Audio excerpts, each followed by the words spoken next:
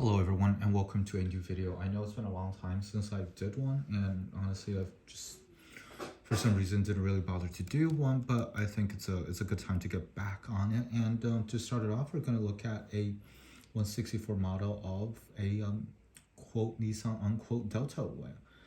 This model is made by Sparky, and for those of you I think more specifically American audiences, if you're not familiar, this is how Sparky packages their models for the international, for the global market. I actually see, because I ordered it from the official Sparky, the official Spark online website on Taobao in China. So they actually gave me this kind of an accessory thing. I have no idea what to do with it. I don't really want to throw it away either. But right, this is how they package it. You've probably seen the base before.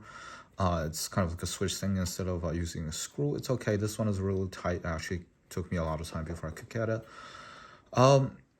Interestingly enough, nothing on the package, including the base, says anything about the car. So there's no any specific Nissan branding here, licensing.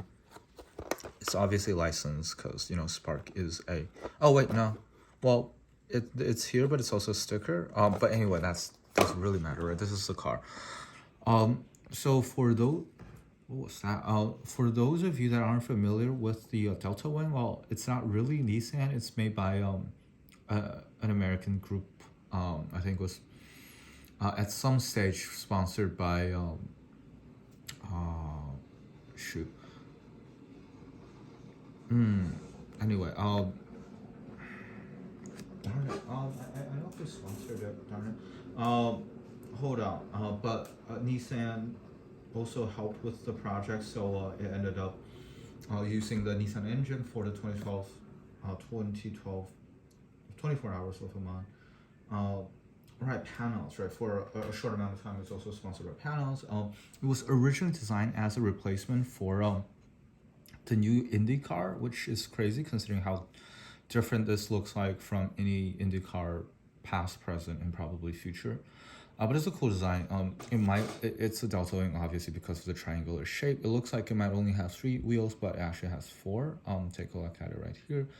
The base is very plain with it's plastic, and this is where the lock goes. There's no engraving or printing to identify what it is, but it's kind of hard to mistake it for anything else, right? So you see the American flag on here, even though it's with all the Nissan things. So it has the number 0 because it was admitted to Le Mans as a non-point scoring experimental car on Garage. It's called the Garage Project 56. So it's cool, and it sports it's a rear mid-engine, and it sports the Nissan turbocharged i4 engine, straight 4.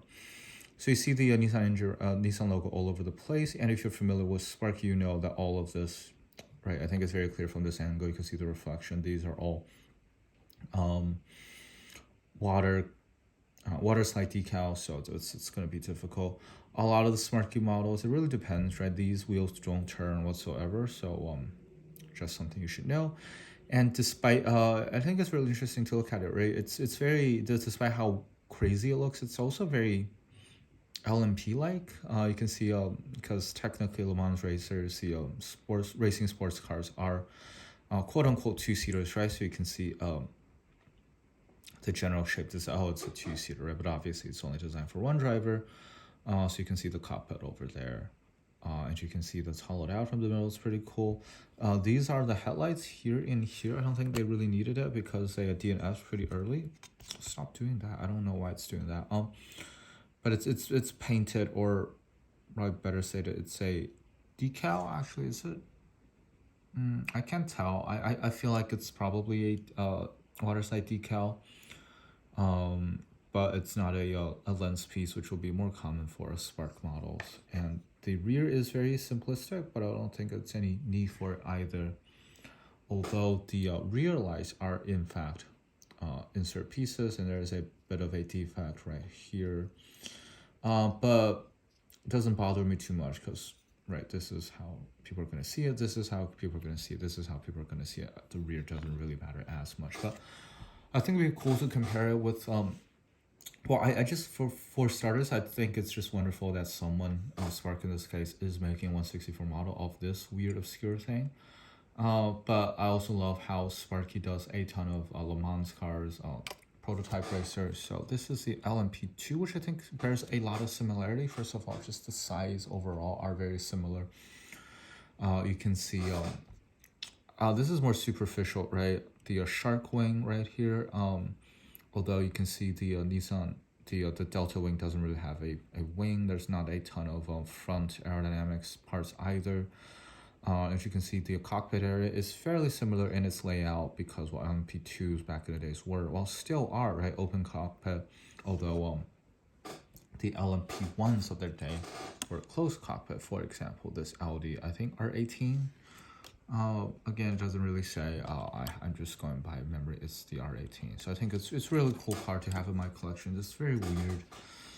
So I feel like it's not most people's thing, but I like my weird stuff. I like my weird cars, so which is why I'm super happy to have in my collection. And it's surprisingly heavy despite how small it is. It's actually heavier than the LP, which obviously isn't originally an LP at the very least. And it is also heavier than the Audi as well. So it's a nice hefty chunk of metal. Maybe this part is not as hollowed out as something like this will be my guess. So I'm very happy to have this weird little thing in my collection. Definitely happy to have it. And because how obscure and really not popular it is, also very, very cheap. So I will totally recommend it. Thank you very much for watching, and I'll talk to you again very soon. Bye.